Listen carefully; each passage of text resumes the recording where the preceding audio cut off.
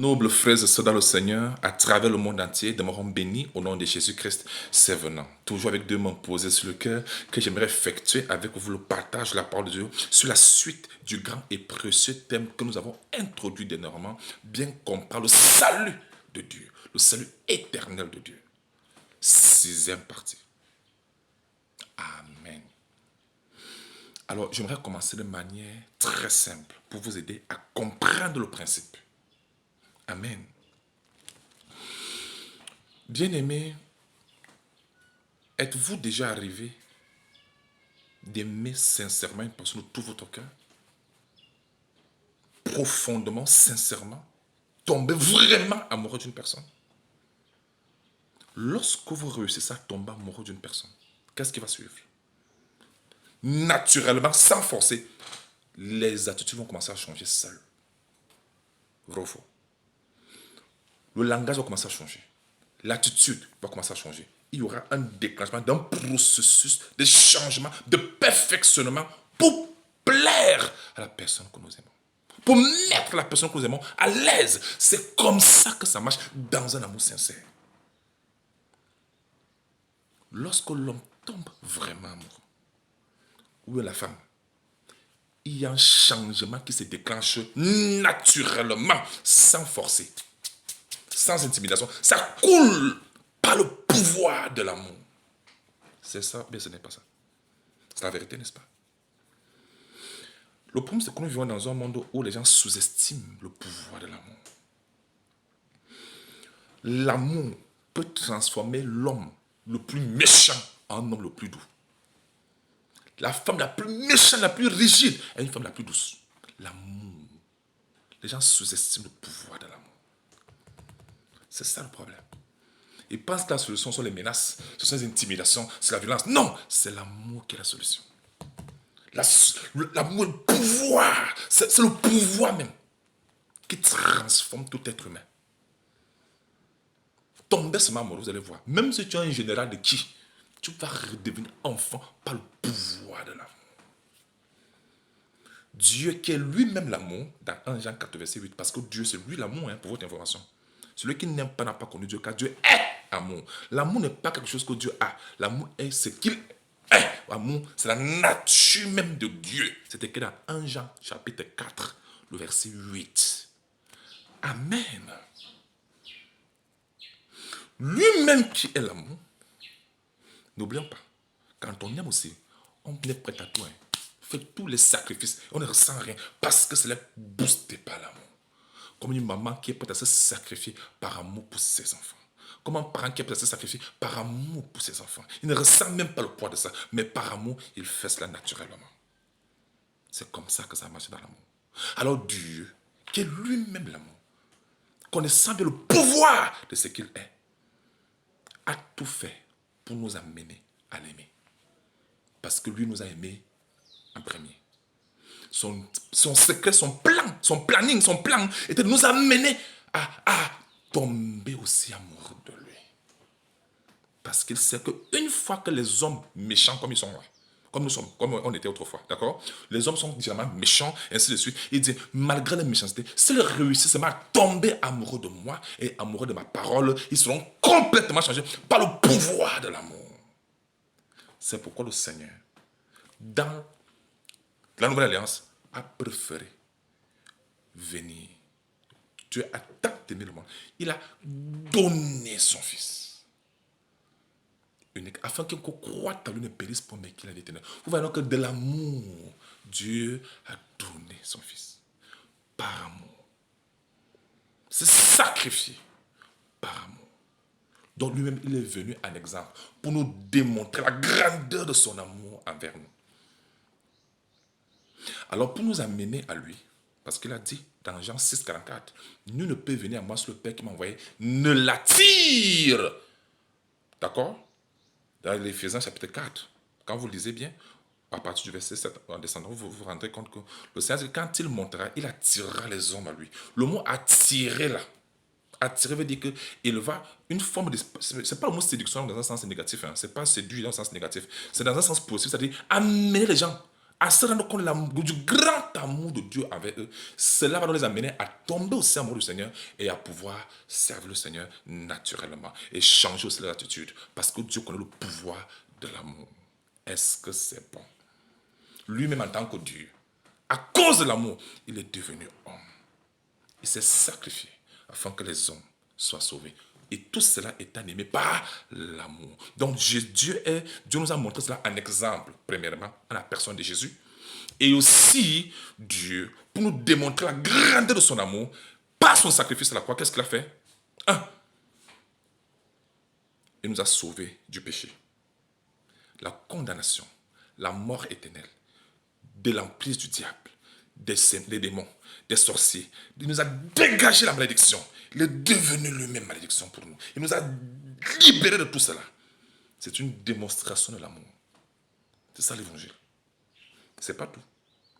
Après nous avoir délivrés de tout cela, il nous a tout donné en Jésus-Christ. Ça, il faut le savoir. Nous avons reçu de sa plénitude et grâce pour grâce. Jean 1,16. Nous avons reçu tout pleinement en lui. Colossiens 2, 10. 2 Pierre, chapitre 1, le verset 3 déclare, Dieu, par sa divine puissance, nous a donné tout ce qui contribue à la vie et à la piété. Donc, tout nous a été donné en Jésus-Christ. La vie éternelle nous a donné. Nous sommes assis dans le céleste en Jésus-Christ. Éphésiens 2, 6. Nous avons sa plénitude de grâce pour grâce. Nous avons tout pleinement en lui. Pourquoi Dieu a préféré présenter l'amour aux hommes méchants? Pourquoi?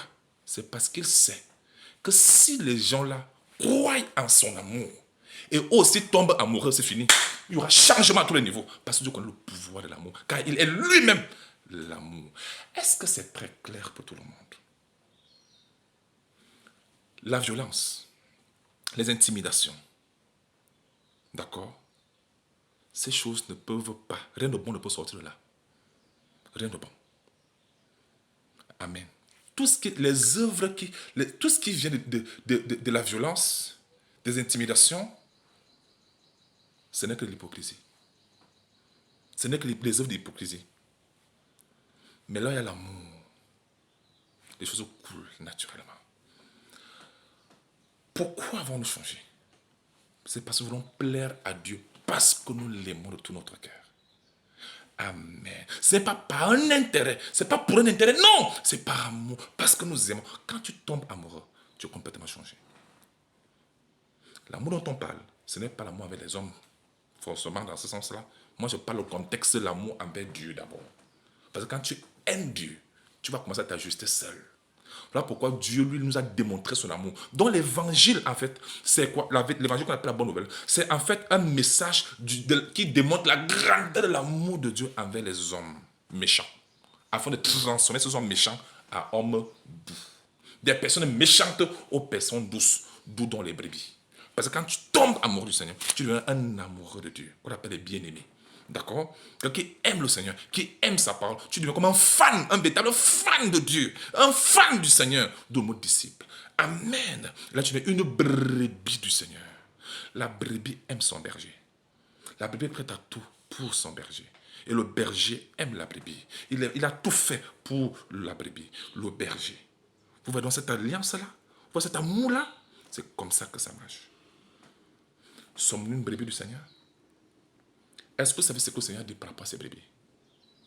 Il a dit, mes brebis, Jean 10, le verset 27-28. Je vous lis le passage. Il dit, mes brebis entendent ma voix. Je les connais, elles me suivent. Je leur donne la vie éternelle. C'est le bon berger qui parle, le Seigneur Jésus. Je leur donne la vie éternelle et elles ne périront jamais. Tous ceux qui disent, est-ce qu'on peut perdre le salut? Le on là, ce sont les qui? Si vous faites référence aux brebis, sachez que le Seigneur a dit, elles ne périront jamais. Jamais une brebis du Seigneur ne va périr. En comment perdre le salut, ce n'est pas possible. Elles ne périront jamais. Parce que perdre le salut revient à périr. Mais aucune brebis du Seigneur ne peut périr. Jamais de la vie, ça n'existe pas. En Christ. Non, non, non, non, non, non. C'est le bon berger qui l'a dit. Pourquoi les gens enseignent le contraire?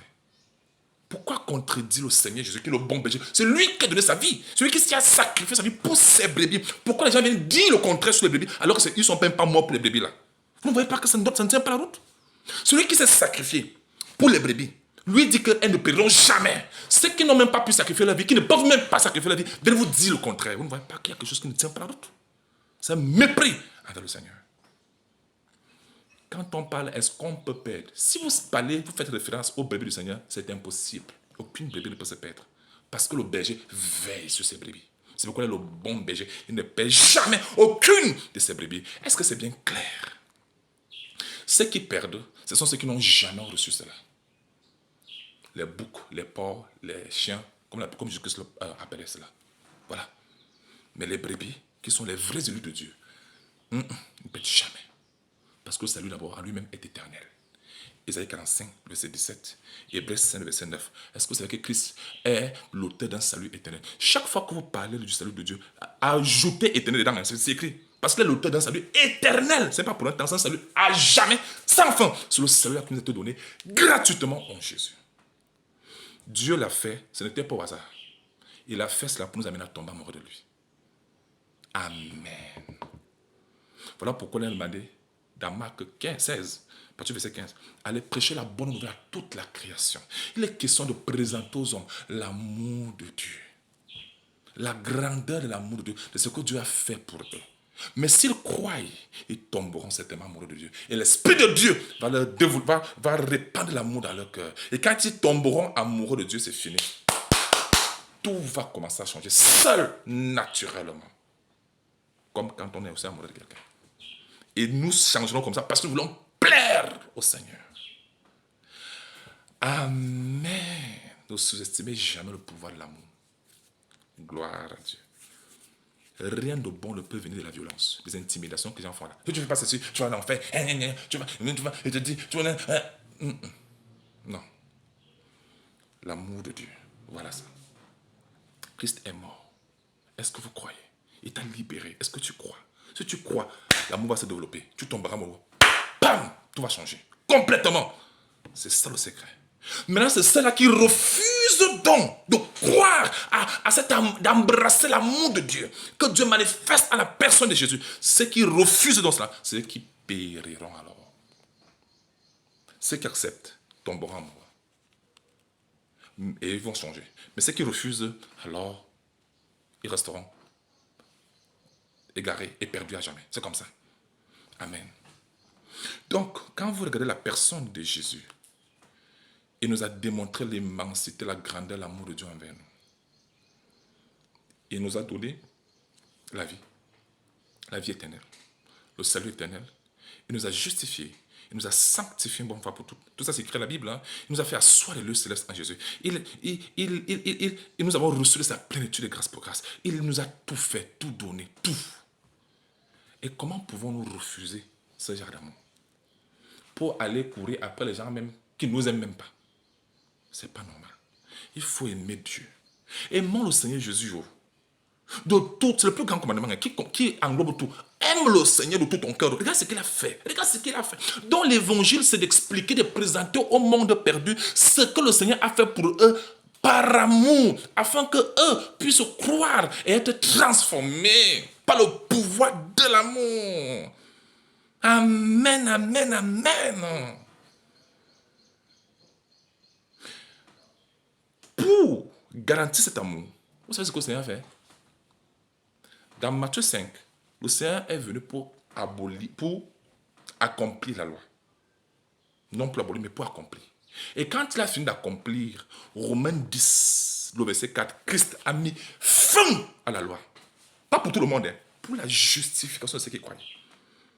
C'est écrit, Romains 10, le verset 4. Christ est la fin de la loi. Fin de la loi. Pour la justification de tous ceux qui croient. Et dans Romains 7, le verset 6 et 7, Christ nous a dégagés de la loi. Pourquoi dégager? Parce que les intimidations ne donnent rien. Si vous voulez que les gens changent en les intimidant, en les frustrant, en les amenant à avoir peur, ça ne peut pas marcher. Ce changement sera un changement hypocrite. Ça ne sera pas un changement réel qui vient du fond du cœur. Voilà pourquoi le Seigneur nous a d'abord dégagé de la loi, des intimidations. Il nous a dégagé de tout cela. Il nous a rendus libres. Il nous a présenté son amour, afin que nous puissions l'embrasser, aimer de tout notre cœur. Et à partir de là, le vrai changement va commencer. Amenez les hommes à tomber amoureux du Seigneur. Et vous verrez comment ils changeront. C'est ça le secret de Dieu. C'est pourquoi on appelle ça la bonne nouvelle. La bonne nouvelle, c'est pour nous la joie au cœur. Les gens vont dire, tu donnes la bonne nouvelle aux gens qui ils sont méchants comme ça, ils sont dans la bonne nouvelle comme ça. Non, il faut les frustrer, il faut les violenter, il faut les tomater, il faut les monter, il faut cogner sur le péché, Nous ne sommes pas plus sages que Dieu. Dieu, regardant ce monde méchant, a préféré nous présenter l'amour. Parce que le pouvoir de l'amour, c'est nous qui n'avons pas compris le pouvoir de l'amour. C'est une erreur de notre part. C'est l'amour qui change tout homme. Si vous réussissez à mener un homme à tomber amoureux du Seigneur, vous l'avez gagné pour le Seigneur jamais. Il sera changé pour toujours. Parce que l'amour de Dieu est éternel. L'amour ne périt jamais. Amen. Voilà pourquoi Paul lui-même, ayant compris la grandeur de l'amour de Dieu, il a fait les déclarations suivantes. Romains 1,16. Je n'ai pas honte de l'évangile. Ça, c'est la bonne nouvelle de l'amour de Dieu. C'est ça, non? Il dit c'est la puissance de Dieu pour tous ceux qui croient. C'est la puissance de Dieu. Voilà. Bien aimé, ne sous-estimons pas le pouvoir de l'amour. Amen. Il a encore dit lui-même dans Romains chapitre 8, j'aime bien ce passage. Il a dit le verset 8, le verset 38, il dit, car j'ai l'assurance que ni la mort. On parle au verset 37. Mais dans toutes ces choses, nous sommes plus que vainqueurs par celui qui nous a aimés. Donc cet amour que Dieu nous a montré, c'était pour nous amener à l'aimer au sein retour et que nous serons changés. C'est ça le principe de Dieu. Amen. Au verset 38, il dit car j'ai l'assurance que ni la mort, ni la vie, ni les anges, ni les dominations, ni les choses présentes, ni les choses à venir, ni les puissances, ni la hauteur, ni la profondeur, ni aucune autre créature ne pourra nous séparer de l'amour de Dieu manifesté en Jésus-Christ notre Seigneur. Quand quelqu'un tombe amoureux, vous ne pouvez pas enlever de là. Même si vous faites comment. Tous ceux qui sont tombés amoureux comprennent de quoi est-ce qu'on parle ici. Quand quelqu'un tombe amoureux, impossible de séparer. C'est compliqué. On ne peut rien. Voilà pourquoi Dieu veut que nous tombions amoureux de lui. Pour que notre relation soit éternelle. Parce que l'amour de Dieu est éternel. Amen. C'est comme ça que ça marche. Amen. Paul maintenant, pour davantage appuyer cela, pour faire asseoir l'importance de l'amour dans l'église du Seigneur, il a sorti en Corinthiens 13, lisons le passage du verset 1. Quand je parlerai les langues des hommes et des anges, si je n'ai pas l'amour, je suis un airain qui résonne ou une cymbale qui retentit. Ils sont pas la charité qui est l'amour avec chaleur, un amour chaleureux. Amen.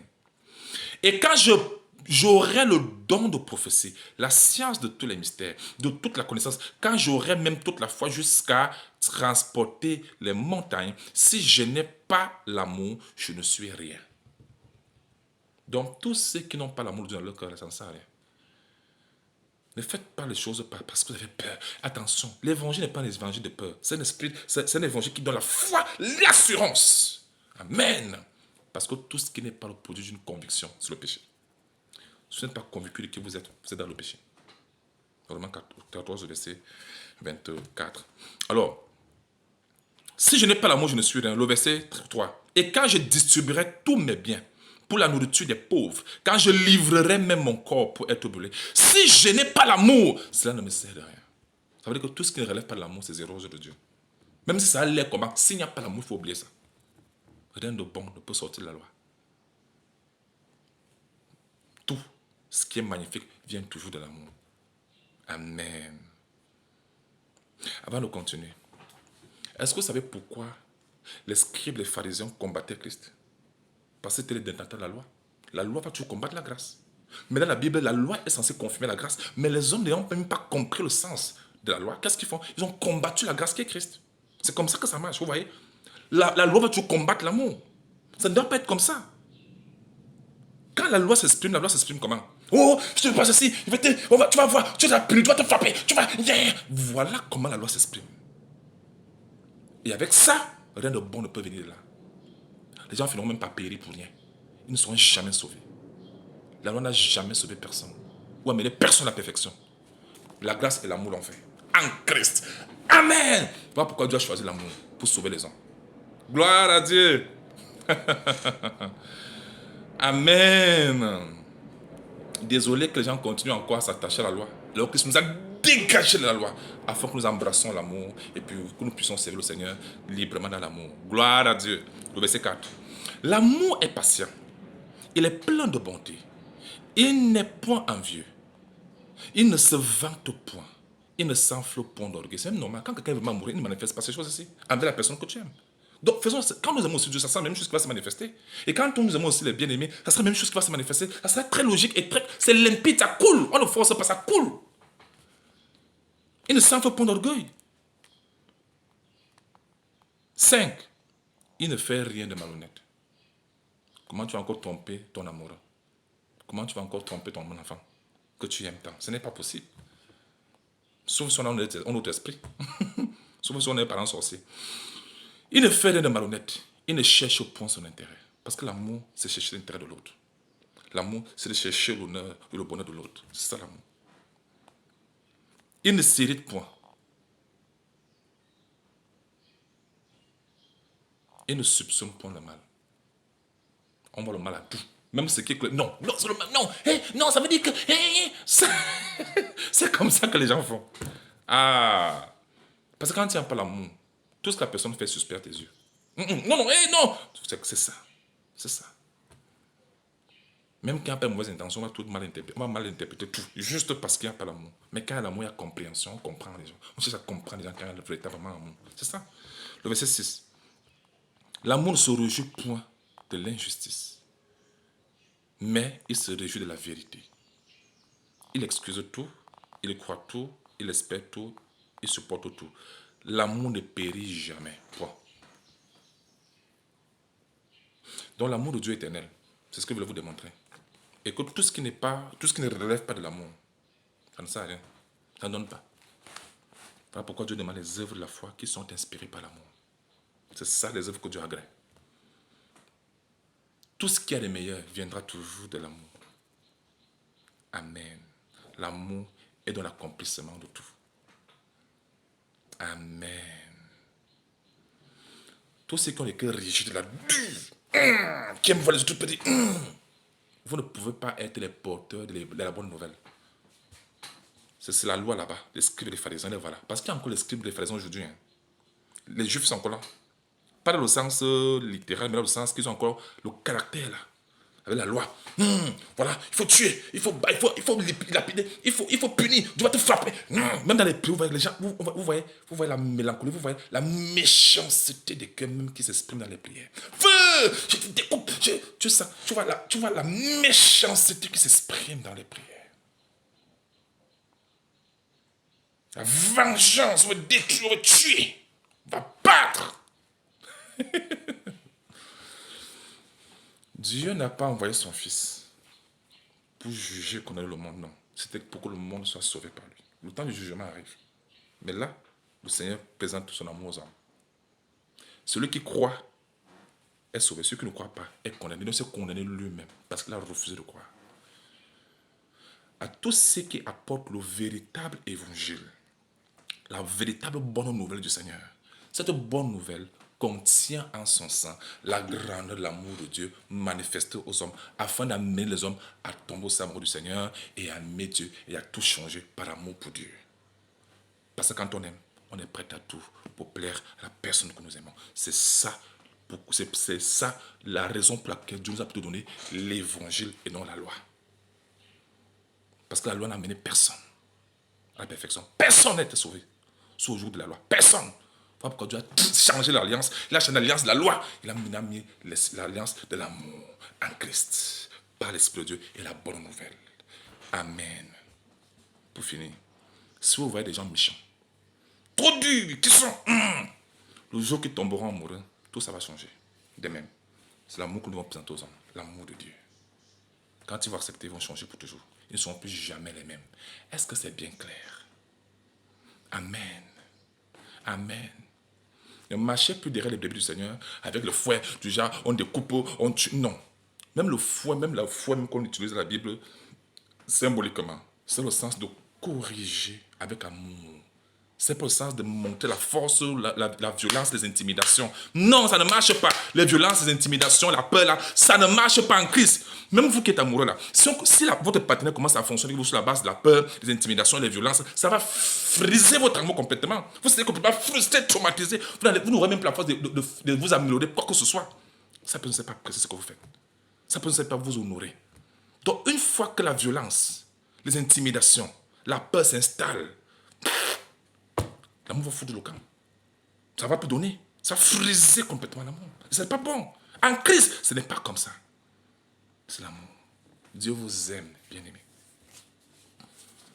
Le Seigneur nous aime.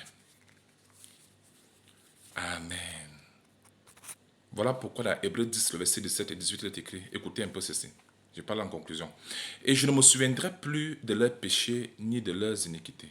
C'est le Seigneur qui parlait. Écoutez au verset 10. Le verset 18. Oh mon Dieu. Or, là où il y a pardon des péchés, il n'y a plus d'offrande pour le péché. En Christ, nous avons le pardon des péchés. Il n'y a donc plus d'offrande. Parce que Christ a payé l'offrande parfaite. Aïe, aïe, aïe, aïe, aïe, aïe. Et éternelle pour tout homme. Ces offrandes qu'on vous demande de payer là, dans les religions, par rapport au péché, par rapport à ceci, c'est tout simplement pour servir les intérêts des hommes. Nous avons le pardon en Christ. D'où viennent les offrandes? Des sacrifices, des neuvaines, des jeûnes, des agents, des poulets, des régimes de plantains, des choses que nous donnons parce que nous voulons être pardonnés. Non. Il n'y a plus d'offrande. Amen. Pour le péché. Voilà ça. Là où il y a le pardon des péchés, nous avons le pardon des péchés, pour votre information, il n'y a plus d'offrande pour le péché. Donc, tous ceux qui naviguent sur cette lancée-là, n'ont fait ceci, donnent ceci pour être ceci, donnent ceci pour être pardonné, donne.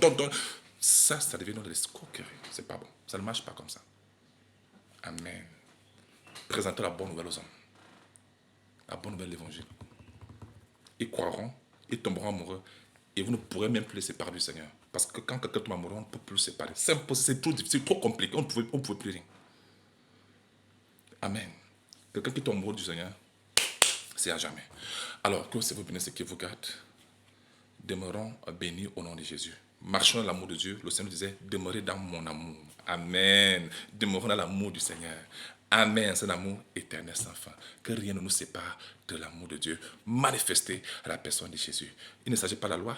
Il ne s'agit pas des violences. Il ne s'agit pas des intimidations. Il ne s'agit pas des menaces. Non, pas de menaces. Mais il s'agit de l'amour qui est la solution à tout et pour tout.